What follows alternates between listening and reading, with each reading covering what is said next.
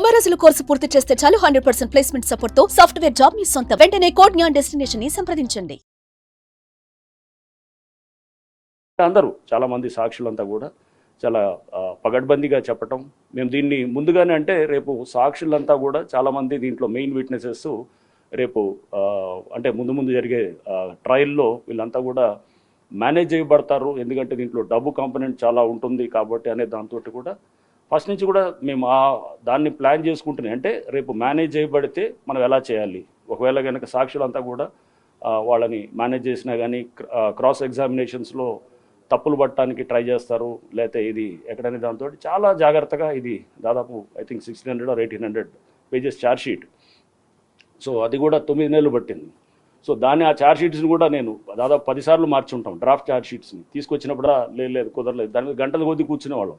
కూర్చొని late nights దాకా కూర్చొని డ్రాఫ్ట్ ఛార్జ్షీట్ని అంతా చదువుకుంటూ, లేదు మళ్ళీ ఇలా కాదు, మనం దీన్ని మోడిఫై చేయాలని చెప్పేసి బహుశా ఒక 10 సార్లు పైన డ్రాఫ్ట్ ఛార్జ్షీట్స్ మార్చి దాన్ని ఫైనలైజ్ చేసి మొత్తం పూర్తిగా దాన్ని అంతా ప్రాపర్ వెట్టింగ్ చేసి టెక్నాలజీని పూర్తిగా వాడుకుంటూ చివరికి అతను నడిచినటువంటి గేట్ ప్యాటర్న్ అంటారు. అంటే అతను నడిచి వచ్చి నరికినప్పుడు ఆ వీడియోలో ఏదైతే కనుక మనకి క్యాప్చర్ అయిందో దాన్ని గేట్ ప్యాటర్న్ అంటాం. ఆ గేట్ ప్యాటర్న్ని కూడా స్టడీ చేసాం. స్టడీ చేస్తూ దాన్ని కూడా ల్యాబొరేటరీకి పంపించాం. అంటే ఈ నడక ఇతందే, అంటే జనరల్గా ఒక వేలు ముద్దనం లేదా ఇట్లా ఉంటుంది, బట్ ఈ నడక కూడా దాన్ని కూడా అంత లోతుగా కూడా పోయి ప్లస్ టెక్నాలజీలో ఉన్నటువంటి ఇతర అంశాలన్నింటినీ కూడా తీసుకొని చాలా పగడ్బందీగా బిల్డ్ చేసిన కేసు ఇది. అండ్ సాక్షులు కూడా చక్కగా చెప్పారు. అండ్ ఐఎమ్ వెరీ హ్యాపీ, ఎందుకంటే A2 శర్మ అతను యాక్చువల్గా మర్డర్ చేసి ఆ రోజు బీహార్లోకి రైళ్ళు వెళ్ళిపోతుంటారు. ఆయన అక్కడ రైల్లో దిగే కన్నా ముందే మన వాళ్ళు అక్కడ పోలీస్ టీం ఇక్కడి నుంచి వెళ్ళి ఫ్లైట్లో వెళ్ళి తర్వాత అక్కడి నుంచి పట్టుకొని తీసుకురావటం. అట్లానే వీళ్ళంతా కూడా ఇతర మర్డర్లో ముద్దాయిలైనటువంటి అస్గర్ అలీ వీళ్ళంతా కూడా రకరకాల స్టేట్స్లోకి వెళ్ళిపోయి ఉంటారు అన్నమాట. అంతా కొంతమంది మహారాష్ట్రలో ఉంటారు, యూపీ, ఇట్లా రకరకాల స్టేట్స్లో ఉంటారు.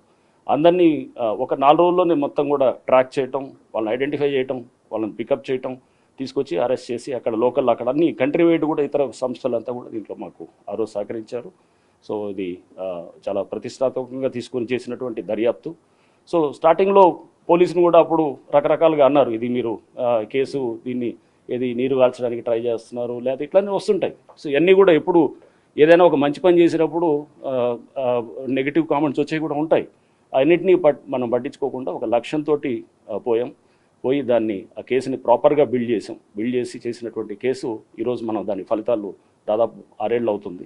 6 ఏళ్ళు అయిన తర్వాత మనం చూస్తున్నాం death sentence to A2 and A3 నుంచి అందరికీ కూడా తక్కిన వాళ్ళందరికీ కూడా లైఫ్ ఇంప్రిజన్మెంట్ ఇచ్చారు.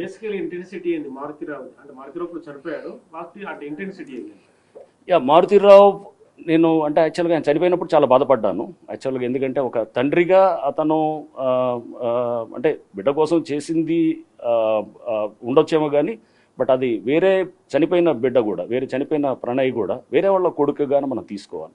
వేరే వాళ్ళ నీ బిడ్డని అతను ఒకవేళ పెళ్లి చేసుకోవటం చేసి నీకు ఇష్టానికి వ్యతిరేకంగా చేసినప్పుడు డెఫినెట్గా ఒక తండ్రిగా అతను బాధపడవచ్చు. ఎందుకంటే ప్రతి తండ్రి కూడా వాళ్ళ బిడ్డ బాగోగులు చూసుకోవాలనే చూస్తాడు. బట్ అలా అని చెప్పేసి మనం వేరే వాళ్ళ ప్రాణాలు తీయటం అనేది అది కరెక్ట్ కాదు. ఎందుకంటే అది ఆ హక్కు ఎవరికి కూడా లేదు. సో మనం అందుకోసం దాన్ని ఆ కోవలో చూస్తూ అతను చనిపోయినప్పుడు బాధపడ్డాము. But at the same time అతను కూడా బహుశా సెన్సిటివ్గా ఫీల్ అయినట్టు అనుకుంటున్నాను.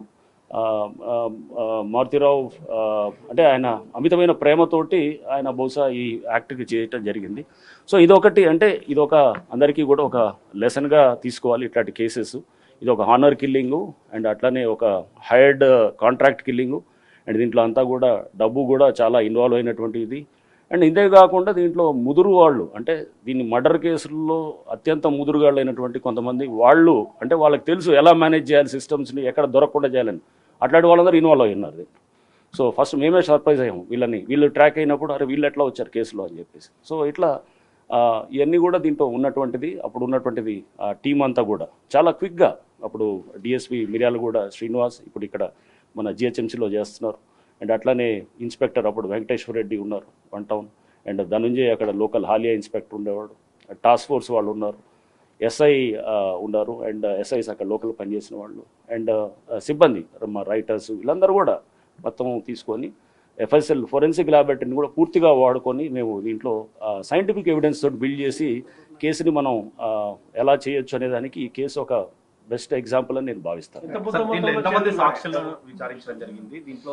చార్జ్ షీట్ లో మీరు సాక్షులు ఎంత పెద్ద మొత్తంలో డబ్బు మార్పిడి కావచ్చు, ఇదంతా ఎంత జరిగిందో అని చెప్పి చార్జ్ ఈ సాక్షులు నాకు తెలిసి ఐ డోంట్ రిమెంబర్ కానీ బట్ 80-90 ఉన్నారనుకుంటాను సాక్షులు. ఇది కేసు కూడా ఛార్జ్షీట్ అయ్యి 6 ఏళ్ళు పైన తర్వాత అయింది.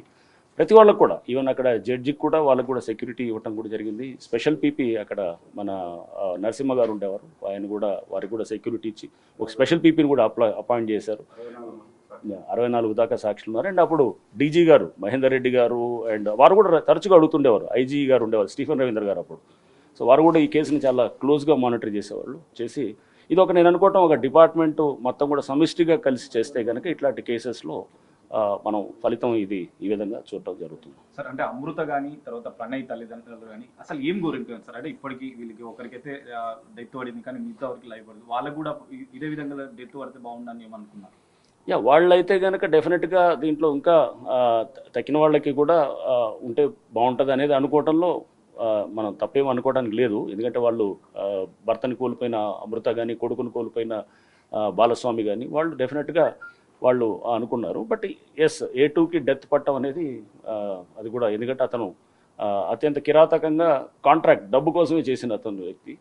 And A3 already Asghar Ali already life imprisonment జైల్లో ఉన్నాడు. ఇప్పుడు అతను A3 అప్పటి నుంచి కూడా జైల్లోనే ఉన్నాడు, బయటికి రాలేదు.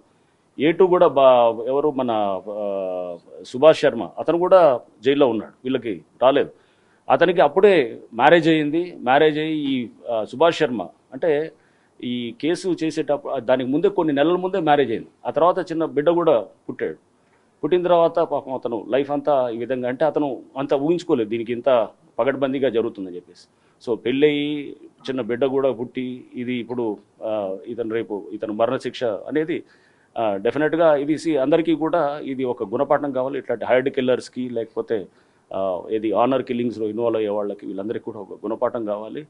అండ్ మీరు ప్రణయ్కి దీంట్లో కేసులో మర్డర్ చేసినప్పుడు కూడా మారుతిరావు ఆయనతో కూడా మేము మాట్లాడినప్పుడు కూడా చెప్పాము, సో ఇది నీ బిడ్డ అంటే నీకు ప్రేమ ఉండొచ్చు, బట్ వేరే వాళ్ళ బిడ్డ అతని ప్రాణాన్ని తీయటం అనేది కరెక్ట్ కాదు కదా అనేది ఉంటే అతను కూడా దానికి వీలవుతుంటే ఒక తండ్రిగా తల్లిగా మనం మన బిడ్డల్ని ఒకవేళ నీకు ఇష్టం లేకపోతే ముందు నుంచి చిన్నప్పటి నుంచి జాగ్రత్తగా మనం సిస్టమ్స్ని మనం పెట్టాలి, ఇంట్లో చేసుకునేది ఉండాలి. కానీ బట్ వేరే వాళ్ళ మీద మీరు ప్రేమ ఉందని చెప్పేసో లేకపోతే లవ్ చేస్తున్నారనో ఆనర్ వేరే కులమనో కులాంతరం అనో చెప్పేసి చేయటం అనేది అది కరెక్ట్ కాదు.